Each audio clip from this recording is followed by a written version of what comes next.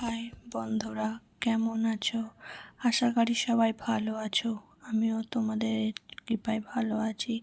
আজ আমার ছেলে স্কুলে ছুটি আছে, তাই বায়না করলো বিরিয়ানি খাবে। বিরিয়ানি দেখো বন্ধুরা, সব কিছু আমি জোগাড় করে নিয়েছি। আলু কেটে নিয়েছি, মাংস ধুয়ে নিয়েছি, চাল ভিজিয়ে রেখেছিলাম। এই দেখো জল ফুটাতে জলে এলাচ লবঙ্গ কারদানা দিয়ে চাল তুলে দিয়েছি। এবার একদিকে কড়া বসে তেল দিয়ে তাতে 4 পিস আলু ছেড়ে দিয়ে ভালো করে আলুগুলোকে লাল লাল করে ভেজে তুলে নিলাম। দেখো বন্ধুরা, আলুগুলোকে একটু উপর দিয়ে হলুদ দিয়ে দিয়েছি, ভালো করে ভেজে নিয়েছি। ভেজে নেওয়ার পর আলুগুলোকে তুলে নিয়ে এই দেখো বন্ধুরা কেমন করে তুলে নিলাম। তুলে নিয়ে রেখে দিয়ে তার ওপর একটুখানি গরম মশলা দিয়ে লবঙ্গ কারদানা এলাচ দিয়ে মাংসগুলোকে একটু ভেজে নিলাম। নাহলে মাংসর একটা থাকে, মাংসগুলোকে হালকা করে ভেজে নিয়ে ওই তেলেতে মাংসগুলোকে তুলে নিলাম।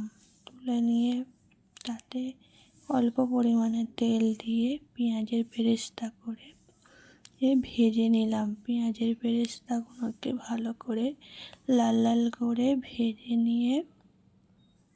নিলাম। এই যে হচ্ছে দেখো, পেঁয়াজের বেরেস্তা হয়ে গেছে, ওদিকে ভাজা হচ্ছে, এদিকে ভাতটা প্রায় হয়েই এসেছে। ভাতটা আমি একটা জায়গায় ছেঁকে নিচ্ছি।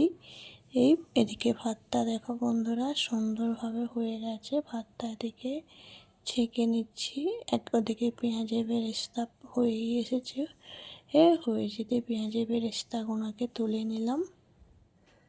তুলে নিয়ে ওই তেলে আবার গরম মশলা দিয়ে মাংসগুলোকে ছেড়ে দিলাম। মাংসগুলোকে এক এক করে ছেড়ে দিয়ে উল্টে পাল্টে ভেজে নিয়ে তাতে আদা রসুন পেঁয়াজের পেস্টটা দিয়ে দিলাম। তাকে 2-3 মিনিট নেড়ে নিয়ে তাতে টমেটোর পেস্টটা দিয়ে দিলাম। টমেটোর পেস্টটা দিয়ে ভালো করে নাড়িয়ে চাড়িয়ে একটু হয়ে আসতে তাতে হলুদ গুঁড়ো, অল্প পরিমাণে হলুদ গুঁড়ো, লঙ্কা গুঁড়ো দিয়ে দিলাম। এটা আমি কাশ্মীরি লঙ্কা গুঁড়ো দিয়েছি, তাই এতটা দেখতে এরম লাগছে, ঝাল কিন্তু হয় না। এরকম করে এদিক ওদিক নেড়ে তার ওপর দিয়ে একটু বেরেস্তা ছড়িয়ে দিলাম। দিয়ে আবারও ভালো করে এদিক ওদিক করে নাড়িয়ে নিলাম। নাড়ানোর পর ওর ওপর দিয়ে টক দই দিয়ে দিলাম। টক দই দিয়ে আবারও ভালো করে নাড়িয়ে নিলাম। তার ওপর দিয়ে নুন দিয়ে দিলাম।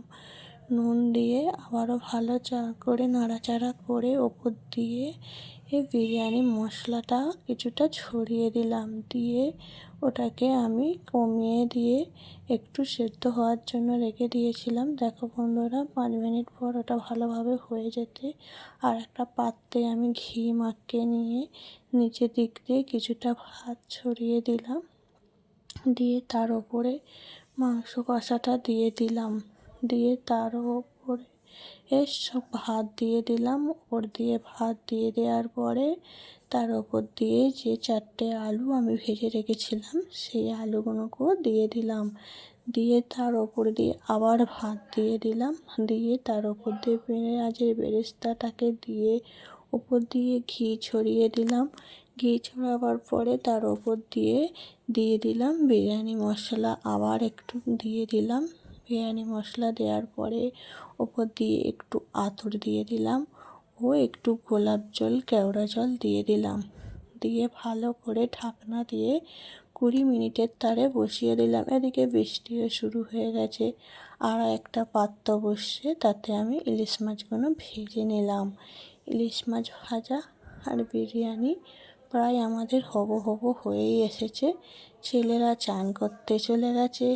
আমি এদিকে মাছগুলো ভেজে নিয়ে বসে পড়েছি বিরিয়ানি বাড়ার জন্য। দেখো বন্ধুরা, আজকের আমাদের মেনু বিরিয়ানি, স্যালাড আর মাছ ভাজা। এদিকে আমার ছেলের তর্স হয়েছে না, খেতে বসে গেছে। গরম কিছুতেই শুনছে না। দেখো বন্ধুরা, ও খাওয়ার জন্য হুড়োহুড়ি করছিল, কিন্তু ও খেলো, অবশেষে খেতে ওর শান্তি হলো। কিন্তু দেখো বন্ধুরা, ও মাংস আর আলুটার জন্য ছটফট করছিল। মাংস একটু মুখে দিয়ে আলুটা যেই না ও হাত দিতে গেছে, এতটাই গরম যে ওর গরমে ছ্যাঁকা লেগে গেছে।